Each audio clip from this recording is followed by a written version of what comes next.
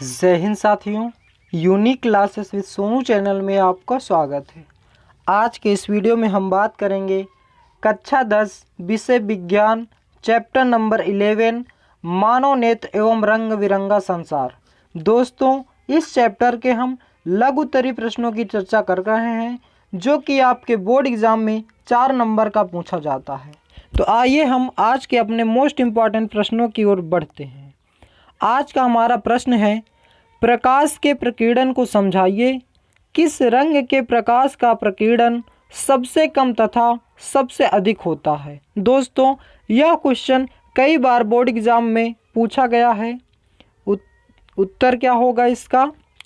जब प्रकाश किसी ऐसे माध्यम से गुजरता है जिसमें धूल तथा अन्य पदार्थों के कण अत्यंत सूक्ष्म कण होते हैं तो इनके द्वारा प्रकाश सभी दिशाओं में प्रसारित हो जाता है, जिसे प्रकाश का प्रकीर्णन कहते हैं। लाल रंग के प्रकाश का प्रकीर्णन सबसे कम तथा बैंगनी रंग के प्रकाश का प्रकीर्णन सबसे अधिक होता है। प्रश्न क्या था हमारा? प्रकाश के प्रकीर्णन को समझाइए। किस रंग के प्रकाश का प्रकीर्णन सबसे कम तथा सबसे अधिक होता है? जब प्रकाश किसी ऐसे माध्यम से गुजरता है जिसमें धूल तथा अन्य पदार्थों के अत्यंत सूक्ष्म कण होते हैं तो इनके द्वारा प्रकाश सभी दिशाओं में प्रसारित हो जाता है, जिसे प्रकाश का प्रकीर्णन कहते हैं। लाल रंग के प्रकाश का प्रकीर्णन सबसे कम तथा बैंगनी रंग के प्रकाश का प्रकीर्णन सबसे अधिक होता है। दोस्तों, यह एग्जाम्पल आपको जब हम वर्ण विक्षेपण पढ़ाएंगे तब वहाँ पे आपको अच्छे से क्लियर हो जाएगा कि कैसे इसका प्रकीर्णन सबसे कम और अधिक होता है। बढ़ते अपने नेक्स्ट इम्पॉर्टेंट क्वेश्चन की ओर। प्रश्न है हमारा, मरीचिका से क्या तात्पर्य है? अथवा रेगिस्तान में मरीचिका दिखाई देती है, कारण स्पष्ट कीजिए। दोस्तों, यह क्वेश्चन भी कई बार बोर्ड एग्जाम में पूछा गया है, तो आइए बढ़ते हैं इसके उत्तर की ओर। रेगिस्तान में मरीचिका, रेगिस्तान में होने वाली मरीचिका पूर्ण आंतरिक परावर्तन के कारण होती है।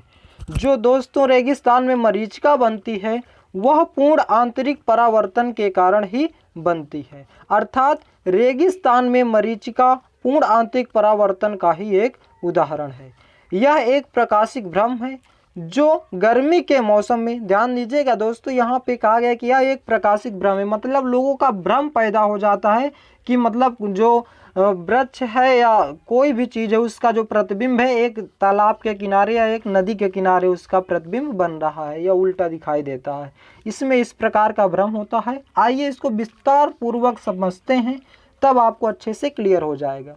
कहा गया है कि यह एक प्रकाशिक भ्रम है जो गर्मी के मौसम में तेज धूप होने के समय मरुस्थलों तथा कोलतार की सड़कों पर दिखाई देता है। मानव को दूरी स्थित किसी ऊंची वस्तु के साथ उसका उल्टा प्रतिबिंब दिखाई देता है और उसे लगता है कि वह वस्तु किसी जलाशय के तट पर स्थित है।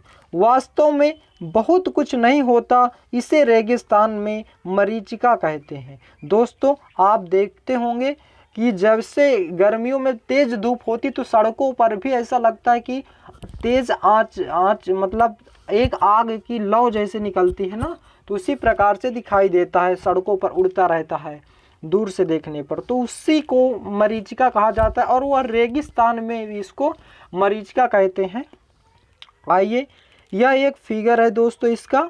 यहाँ पे एक मनुष्य खड़ा हुआ है और यह एक पेड़ को दूरी से उसका वास्तविक प्रतिबिंब देख रहा है कि पेड़ देखने पर एकदम सीधा दिखाई दे रहा है, और जो मरीचिका यानी कि उसका जो प्रतिबिंब है वो देखने से ऐसे लग रहा है कि जैसे किसी तालाब के किनारे, मतलब तालाब में ही उसका प्रतिबिंब बन रहा है। तो उस तालाब में क्या होता है, तो प्रकाश तो क्या बताए थे, अपवर्तन जब पढ़ाए थे तो वहाँ पे क्या था, एक माध्यम से दूसरे माध्यम में जाता था तो वहाँ पे वो क्या होता था कि वो डाइवर्ट हो जाता, थोड़ा सा मुड़ जाता था या विलंब की ओर झुक जाता था या दूर हट जाता था।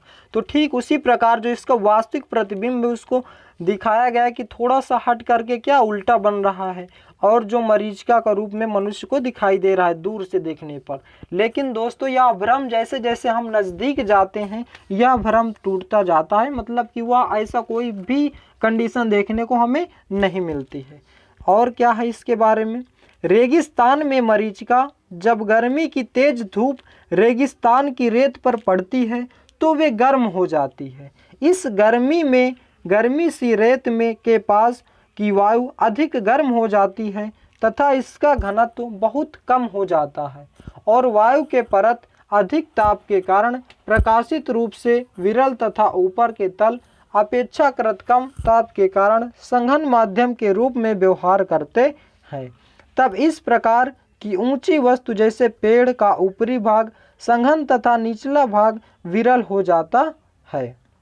जब प्रकाश की किरणें संघन माध्यम से विरल माध्यम में प्रवेश करती हैं तो वह आपतन कोण का मान क्रांतिक कोण से मान से अधिक हो जाता है और पूर्ण आंतरिक परावर्तन हो जाता है, जिसके कारण वस्तु जैसे पेड़ के वास्तविक प्रतिबिंब के साथ उसका उल्टा प्रतिबिंब भी दिखाई देता है। दोस्तों जब हमने प्रकाश का अपवर्तन पढ़ाया तो भी आपको बताया था कि कैसे प्रकाश का अपवर्तन एक माध्यम से दूसरे माध्यम में जाने पर होता है।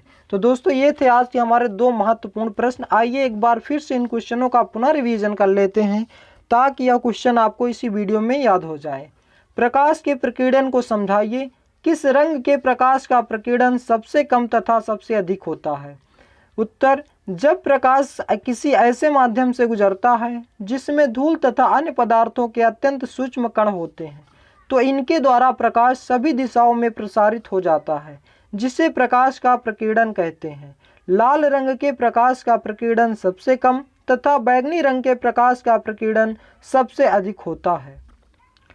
नेक्स्ट, मरीचिका से क्या तात्पर्य है अथवा रेगिस्तान में मरीचिका दिखाई देती है, कारण स्पष्ट कीजिए। उत्तर, रेगिस्तान में मरीचिका, रेगिस्तान में होने वाली मरीचिका पूर्ण आंतरिक परावर्तन के कारण होती है। यहाँ से ही एक क्वेश्चन अतिलघु उत्तरीय प्रश्न पूछा जा सकता है कि रेगिस्तान में होने वाली मरीचिका किसके कारण होती है, तो यह पूर्ण आंतरिक परावर्तन के कारण होती है। बहुविकल्पी अतिलघु उत्तरीय प्रश्न यहाँ से बन सकते हैं। अर्थात रेगिस्तान में मरीचिका पूर्ण आंतरिक परावर्तन का ही एक उदाहरण है। यह एक प्रकाशिक भ्रम है जो गर्मी के मौसम में तेज धूप होने के कारण मरुस्थलों तथा कोलतार की सड़कों पर दिखाई देता है। मानव को दूर स्थित किसी वस्तु पेड़ के साथ उसका उल्टा प्रतिबिंब दिखाई देता है और उसे लगता है कि वह वस्तु किसी जलाशय के तट पर स्थित है, वास्तव में कुछ नहीं होता। इसे रेगिस्तान में मरीचिका कहते हैं। तो दोस्तों ये रहा फिगर तो आपको समझ में ही आ गया होगा और आप इसे प्रैक्टिकली भी देखे हुए हैं जब आप गर्मी के समय में सड़कों पे निकलते हैं। तो रेगिस्तान में मरीचिका, जब गर्मी की तेज धूप रेगिस्तान की रेत पर पड़ती है तो वे गर्म हो जाती हैं। इस गर्मी से रेत के पास की वायु अधिक गर्म हो जाती है तथा इसका घनत्व बहुत ही कम हो जाता है और वायु की यह परत अधिक ताप के कारण प्रकाशित रूप से विरल तथा ऊपर के तल अपेक्षाकृत कम ताप के कारण संघन माध्यम के रूप में व्यवहार करते हैं। तब इस प्रकार किसी ऊंची वस्तु से जैसे पेड़ का ऊपरी भाग संघन तथा निचला भाग विरल हो जाता है। दोस्तों यह क्वेश्चन को बहुत ही शॉर्ट किया जा सकता है। अगर विस्तृत उत्तरी में पूछा जाता है तो आप इसी प्रकार से लिखेंगे और अगर लघु उत्तरी में ही पूछा जाता है तो आप इसको शॉर्ट करके अपने से आराम से आप बना सकते हैं। जब प्रकाश की किरणें संघन माध्यम से विरल माध्यम में प्रवेश करती है तो वह आपतन कोण का मान क्रांतिक कोण के मान से अधिक हो जाता है और पूर्ण आंतरिक परावर्तन हो जाता है, जिसके कारण वस्तु जैसे पेड़ के वास्तविक प्रतिबिंब के साथ उसका उल्टा प्रतिबिंब भी दिखाई देता है। दोस्तों ये थे आज के हमारे 2 महत्वपूर्ण प्रश्न। वीडियो आपको कैसा लगा इसका जवाब आप हमें कमेंट बॉक्स में दें। यदि आप हमारे चैनल पर नए हैं तो चैनल को सब्सक्राइब करें और वीडियो को लाइक करें और ज़्यादा से ज़्यादा शेयर करें। Thanks for watching my video. मिलते हैं नेक्स्ट वीडियो में। जय हिंद, जय Bharat. Best of luck to your board examination. Thank you.